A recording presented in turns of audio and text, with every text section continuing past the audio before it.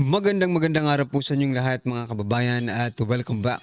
Dito po sa PNR at ito nga mga karibin natin, Pacquiao, nilaglag, nako, Palasyo at Kongreso nataranta na.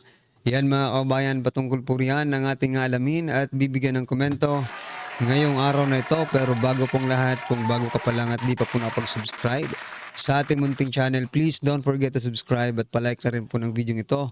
Maraming salamat po at ito na nga, simulan na po natin to. Sama na ang bayan ko sa magnanakaw na tao.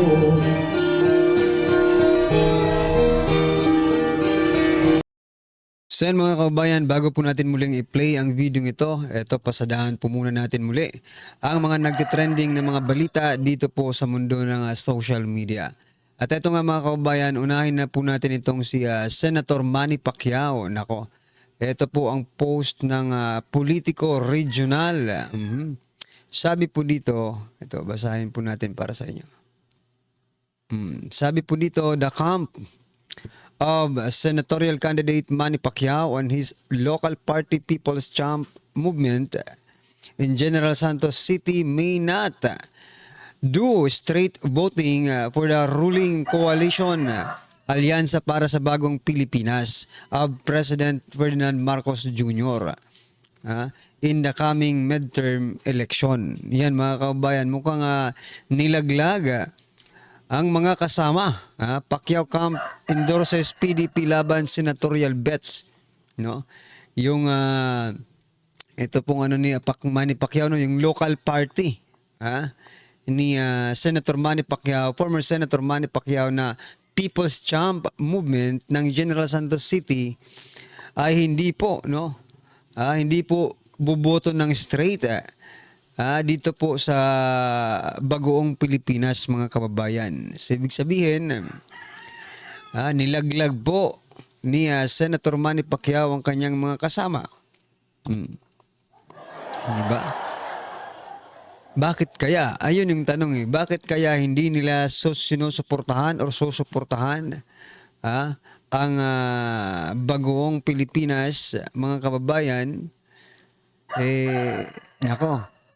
Sa bagay, no, pare-parehas din naman silang manggagamit So, I think we all think, no, na former Senator Manny Pacquiao is just using the machinery of the administration mga kababayan. Sapagkat alam naman po natin, no, ang kulay ni former Senator Manny Pacquiao. Nung nakaraang eleksyon, 'di ba, tumakbo po sila ng presidente. Talagang todo-todo po.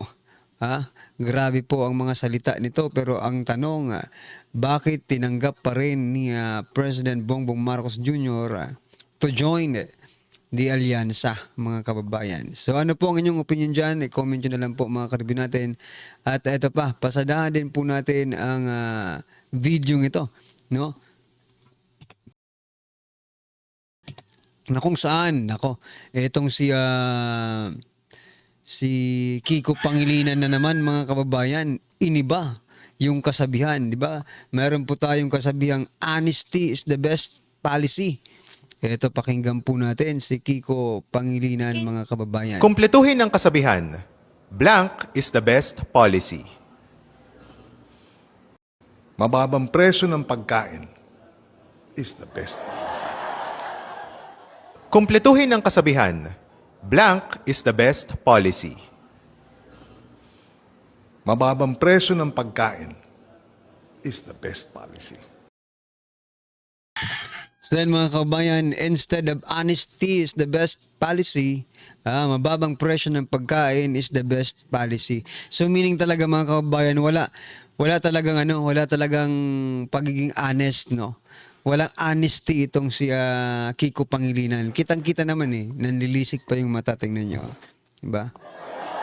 It should be honesty is the best policy mga kababayan bilang isang public servant. Now, kung yan po ang inyong paniniwalaan, mababash na naman po kayo at malamang iiyak na naman po kayo. Diba? Sino ang nagturo sa'yo? Sinong teacher ang nagturo sa'yo na murang pagkain is the best policy? Diba? Kahit sinong teacher po ang inyong puntahan, honesty is the best policy po. Wag po, o yung mga batang nanonood, please refrain from watching this, mga kababayan, no? Yung mga nakakatanda pong mga kababayan natin, patnubay ng magulang ang dapat dito, no? Sa ginagawa ni Kiko Pangilinan, mga kababayan, sapagkat iniiba niya po yung kasabihan, no? Baka mamaya maniwala po yung mga bata na murang pagkain is the best policy. No. Honesty po is the best policy. Kaya nababash ka no? Kasi hindi ko alam kung saan po humuhugot itong si Kiko Pangilinan. Tapos pag nababash na, iiyak din naman ako po. Anyway, eto, pasadahan din po natin, mga kababayan, si Dilima. Eto, gusto ko lang po itong bigyan ng reaksyon sapagkat medyo sumusobra na rin to yan, si Dilima, mga kababayan. Sabi niya po, halos 7 taon akong ikinulong, hindi pa tapos ang laban. Halos 7 taon akong ikinulong, tinanggalan ng boses, siniraan at tinakpan ang dignidad. Mamaya bigyan po natin komento yan sabi niya pa, maraming nagtatanong bakit ka pa babalik sa serbisyo pagkatapos ng lahat ng nangyari. Simple lang ang sagot ko, sabi niya. Dahil hindi pa tapos ang laban. Eto Dilima. Ito po, bigyan po natin ng komento yung sinasabi niyang ikinulong daw siya, tinanggalan ng boses, siniraan at tinakpan ang dignidad. So hindi po ako naniniwala na tinanggalan po siya ng boses kahit nakakulong na po siya. Diba? Kasi kahit nakakulong po siya, ini-interview pa rin no? ng mga media. So meaning nakakapaglabas pa rin siya ng kanyang hinanaing, di ba? Siniraan, kayo po ang sumira sa sarili nyo. Tinakpan ang dignidad. No, itong dalawang ito, yung siniraan daw siya at tinakpan ang dignidad. Well, anyway, sa pag-amin mo pa lang na mayroon kayong relasyon ng driver mo, hindi po iba yung sumira sa dignidad at tinakpan yung dignidad mo, no? Ikaw mismo ang sumira sa dignidad mo. Doon sa pakikipagrelasyon mo sa driver mo at doon po sa pagsayaw-sayaw mo at pagkanta-kanta mo sa bilibid. Hindi ba? Kung ikaw ay isang professional, mga kababayan, gagawin mo ba yun? Ano ka ba sa driver mo? Makikipagrelasyon ka sa driver mo, may asawa, di ba? Tapos kakanta ka. Parang ginawa kang singer dancer doon sa sa Bilibid, di ba? Mga nakakulong, mga inmates, pinapalakpakan ka, parang ikaw talaga yung apple of the eye doon po sa doon po sa entabladong iyon, mga kababayan. Huwag po natin yung kalimutan at huwag po tayong magpapalinlang dito sa kanilang mga sinasabi sapagkat sila din mismo, mga kababayan, ang gumawa noon, di ba? Hindi po sila siniraan, sila po ang sumira sa sarili nila. Hindi po tinakpan ang dignidad nila, sila po, no, mismo ang sumira sa kanilang mga dignidad. Alright? Okay, mga kababayan, bigyan niyo. Ano po ang inyong reaction dyan? I-comment nyo na lang at ito, pasadahan din po natin to. Ito pong mga attack dog ng kamera. Itong si JJ Suarez. Sabi niya po dito, fake pro-Duterte social media accounts weaponizing disinformation. You know what? No? Ito, basahin muna natin dito yung saan niya. House Deputy Speaker David Suarez warned that the weaponization of disinformation by pro-Duterte fake social media accounts is undermining the Philippine democracy ahead of May 2025 midterm election. So, ano bang masasabi natin dito? Sabi mo nga, democracy, di ba? If anybody can express, no? Yung freedom of expression. They can express, no? Ang problema nga lang dito, mga kababayan, because sinisingle out mo yung sinasabi mong pro-Duterte social media accounts na nag-weaponize of this information. Bakit? Wala ka po bang nakikitang BBM vloggers na nag-weaponize din of this information? Di ba? Ang hirap po sa inyo, tinitira nyo ng tinitira ang mga Duterte. Bakit? Ang tanong, bakit? Bakit kayong sa kamera ayaw nyo pa rin tumigil? Di ba? Nandun na nga yung tao sa ICC pero patuloy nyo pa rin sinisira. Ito ang dahilan, mga kababayan. Maybe this is one of the reason, no? Ito po. Self-rated poverty slightly rises to 52% in March 2025. Sabi po dito, bilyon ng ayuda, gutom pa rin. Nako po. Kaya, hindi po kasi effective yung ayuda ninyo. Kaya, gumagawa kayo ng ibang paraan para siraan ang Duterte, and this is it. Disinformation naman ngayon. No? Fake news naman ngayon ang inyong issue, no? Dahil dito po, mga kababayan, maybe this is one of the reason kung bakit po gumagawa na naman po sila ng mga paraan para ma-divert itong issue na ito. Kasi bilyon ang ayuda, gutom pa rin ng taong bayan. Ako po. Ayan, mga kababayan, ano po ang inyong reaksyon? I-comment nyo na lang. At eto na nga, simulan na po natin pakinggan to. Ang title po nito, na sabi po dito, yari na. Nagsalita na si Senator Amy Marcos, siniwalat na buong katotohanan. Ito ang inaabangan ng lahat. Ito na po. Ito po, si Senator Amy, nagsalita na siya tungkol sa pulburon issue. Yun po kasi ang hiling ng karamihan na kung totoong suportahan niya ang mga Duterte, sabihin niya ng kanyang nalalaman. At ito, mayroong 1-minute video sila ni BP Sara. Nagbisita po si Senator Amy sa Davao. At doon, medyo patapsing lang ang kwento ni Senator Amy tungkol sa pulburon issue. Dahil patapsing lang, hindi pa masyadong vulgar. I-translate ni Teo Moreno yung usapan. Basahin ko lang muna yung translation o script. Then mamaya iparinig ko yung usapan nila ni BP Inday Sara. Okay.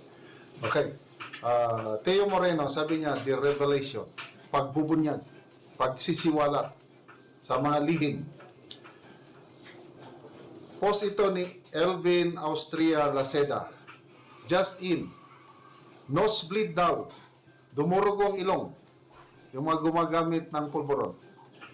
Nosebleed daw, sabi ni Amy.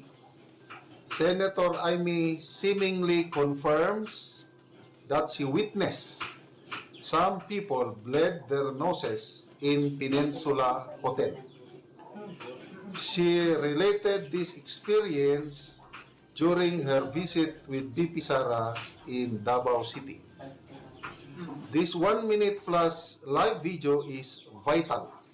Ito na nga yung hinihintay natin . At salamat, hindi ako nagkamali na ikampanya si BP Sara. Hindi ako nagkamali na sinunod ko yung wisdom, yung strategy ni BP Sara at Tatay Digong na isama natin ibotar si Senator Amy at Camille Villar. Ito na nga, unti-unti revelation, pagbubunyag, pagsisiwalat sa mga itinatago nilang lihim. Ito na, nosebleed. Kitang-kita ni Senator Amy sa isang okasyon sa Peninsula Hotel, may mga binanggit pangalan na nandun, malapit sa kanyang kapatid, dumurog ang ilong. Okay, so ito, the 1 minute plus live video is vital. Many people have made allegations that people close to the president, I'm his brother, use illegal substances. This can be alleged clue to a long-held theory or allegations by the president's critic. Here is the draft transcript of the live video. I tried my best to transcribe. There may be errors. Anyway, mapakinggan nyo yung live video mamaya. Mas mabuti na may guide. Okay. Si Vice, si Amy muna ang nagsalita. May ikukwento kami about kay Ergie. Hindi ni-spelling na Ergie and Tony Boy. Kasi nakita niya kay S. Hindi yung S. Dumurugo yung ilong. Grabe! So si VP naman, ay, oo. Di ba in-invite kayo ni Liza? Ate girl, may isang babae doon. Tumango yung babae. Yung in-invite ni Liza. Si Jaime, sabi niya, nangyari din yan, na-invite din sa akin isang beses or twice na tapos andon kami sa Peninsula Hotel. Dami-daming tao. So many people talaga. Tapos sabi ko, pointing to her nose, dumurugo. Hoy, bakit ganyan? Dumurugo. Ay, dalhin na sa ospital. Tapos, ginanyan ko siya. Tapos sabi niya, hay, wala yan. Tapos, kain sila ng kain. Puro mga dugo ang ilong. Gross. Okay, so, Grabe naman po mga kababayan, dumudugo ang ilong. Babae pala yun kasi sabi, she. Diba? Ibig sabihin, babae po yung dumugang ilong. Sino kaya iyon mga kababayan? No? Nako po, talagang medyo na tayo dito kaya Senator Amy Marcos. Pero sana naman, maibulgar niya talaga ng lubusan, no? Itong kanyang kapatid, 'di ba? Kasi kapatid naman niya yung pinatutong hayan natin dito di ba? Huwag nang magpatumpik-tumpik pa. Dinadahan-dahan niyo pa, ginagawa niyo pang drama kung baga. Huwag nang drama-drama pa kung may alam kayo, magsalita na pa kayo, Diyos ko po. Para matapos na po ang kahirapan ng Pilipinas at hindi na po tayo malubog sa utang, di ba? Alright, ano po ang inyong opinion, reaksyon patungkol po sa video ito mga kaubayan? I-comment nyo na lang po sa baba para at least alam po ng ating mga kaubayan ang inyong opinion. Maraming salamat po. Please don't forget to like the video. Maraming salamat po. Sawa na ang bayan ko sa magnanakaw na tao.